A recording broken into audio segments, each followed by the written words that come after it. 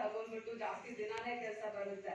ಮತ್ತೆ ಸಂಘದಂದ್ರೆ ಚೆನ್ನಾಗಿದೆ ಒಳ್ಳೇದು. ಸಂಘದಂದ್ರೆ ಏನ್ ಜಾಸ್ತಿ ಕೆಲಸ ಏನ್ ಬರಲ್ಲ, ಜಾಸ್ತಿ ದಿನದ ಕೆಲಸ ಏನ್ ಬರಲ್ಲ. ನಿಮ್ದು ಉಳಿತಾಯ ಮಾತ್ರ ನೋಡ್ಬಿಟ್ಟು ನಾವು ದುಡ್ಡು ಕೊಡಿಸ್ತಾ ಇದೀನಿ. ಫಸ್ಟ್ ಸ್ವಲ್ಪನೇ ಕೊಟ್ಬಿಟ್ಟು ಚೆಕ್ ಮಾಡ್ಕೊಂಡು ಹೋಗ್ಬೇಕು.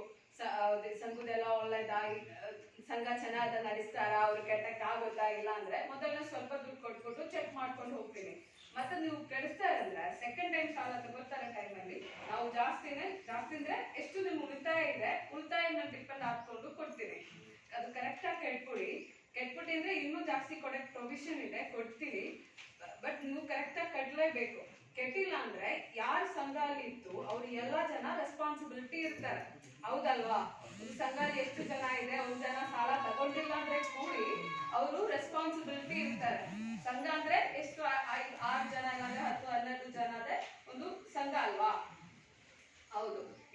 ಮತ್ತೆ ಕರೆಕ್ಟಾಗಿ ಕೆಟ್ಕೊಳ್ಳಿ ಈಗ ಏನಾದ್ರೆ ಈಗ ನಮ್ಗೆ ಇನ್ಶೂರೆನ್ಸ್ ಏನಿಲ್ಲ ಇದರಲ್ಲಿ. ಇನ್ಶೂರೆನ್ಸ್ ಬೇಕಂದ್ರೆ ಇಂಡಿವಿಜುವಲ್ ನೀವು ಇನ್ಶೂರೆನ್ಸ್ ತಗೋಬೇಕು. ಮತ್ತೆ ಬನ್ನಿ ಅದು ಇನ್ಶೂರೆನ್ಸ್ ಇದೆ, ಅದು ಜಾಸ್ತಿ ಅಮೌಂಟ್ ಇರ್ತಾರೆ ಮತ್ತೆ ನಾನು ಏನ್ ಹೇಳಲ್ಲ ನೀವು ಇನ್ಶೂರೆನ್ಸ್ ಮಾಡಿ. ಈಗ ಏನ್ ಸಂಘ ಅಲ್ಲಿ ಒಂದು ಜನ ಸಾಲ ತಗೊಂಡ್ಬಿಟ್ಟು ಏನಾದ್ರೆ ಪ್ರಾಬ್ಲಮ್ ಆಯ್ತು ಇಲ್ಲ ಹೆಚ್ಚು ಕಮ್ಮಿ ಆಯ್ತಂದ್ರೆ ಅವ್ರದ್ದು ಪ್ಯಾರೆಂಟ್ಸ್ ರೆಸ್ಪಾನ್ಸಿಬಿಲಿಟಿ ಇರಬೇಕು, ಹೌದಲ್ವಾ?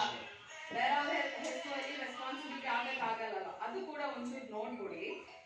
ಎಲ್ಲಾರ ಜೊತೆನೆ ಸಾಲನ ಕೆಟ್ಬಿಡಿ. ಇಲ್ಲಾಂದ್ರೆ ಸಾಲ ಕರೆಕ್ಟ್ ಆಗಿ ಕೆಟ್ಟಿದ್ರೆ ಏನ್ ತೊಂದ್ರೆ ಇಲ್ಲ, ಇದು ಜಾಸ್ತಿ ಕೊಡಕ್ಕೆ ನಮ್ದು ಅದೇ ಇದೆ. ಇಲ್ಲ ಅಂದ್ರೆ ಇದು ಕೆಟ್ಟಿಲ್ಲ ಅಂದ್ರೆ ಬ್ಯಾಂಕ್ ಕಡೆ ಕೂಡಿ ಇದು ನೋಟಿಸ್ ಎಲ್ಲ ಬರುತ್ತಲ್ಲ, ಕೆಡ್ಬೇಕು ಅಂದ್ರೆ ಅದು ತೊಂದ್ರೆ ಬರುತ್ತೆ. ಆತರ ಬೇಡ. ಸ್ವಲ್ಪ ಅಮೌಂಟ್ ತಾರೆ ಕರೆಕ್ಟ್ ರೆಗ್ಯುಲರ್ ತಿಂಗಳ ಉಳಿತಾಯ ತರನೇ ಸಾಲ ಅದು ಇನ್ನೊಂದು ಅಕೌಂಟ್ ಬರುತ್ತೆ. ಆ ಅಕೌಂಟ್ ಅಲ್ಲಿ ಕರೆಕ್ಟ್ ಆಗಿ ಕೆಡ್ಬೇಕು. ಏನ್ ತೊಂದ್ರೆ ಐತಂದ್ರೆ ಹೇಳ್ಕೊಡಿ, ಇವ್ರ ಹತ್ರನೇ ಹೇಳ್ಕೊಡಿ. ಇವ್ರು ಚೆನ್ನಾಗಿ ನನ್ನ ಹತ್ರ ನಿಂತ್ತಾರೆ,